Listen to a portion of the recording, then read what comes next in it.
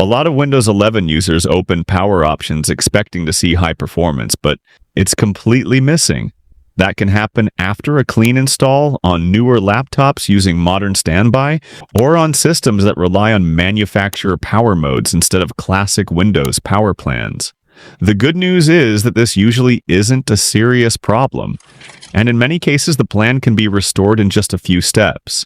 Before downloading random performance booster apps, try the official Windows methods first. Open Power Options, press Windows plus R, type powercfg.cpl, then press Enter. This opens the classic Windows Power Options panel. On some PCs, especially desktops, you may already see multiple plans here. On many newer laptops, though, you might only see balanced mode or a manufacturer-managed setup. That's normal on modern Windows hardware. Show additional plans. If you see a section called Show Additional Plans, click it. Windows sometimes hides extra plans by default to keep the interface cleaner. Once expanded, you may suddenly see high performance appear underneath. If it shows up here, simply select it and you're done. This is one of the easiest fixes and works for a surprising number of systems. Check Windows Power Mode. Look for the Power Mode drop-down. Many Windows 11 laptops now use this modern power control system instead of traditional plans. You may see options like Best Power Efficiency, Balanced, or Best Performance.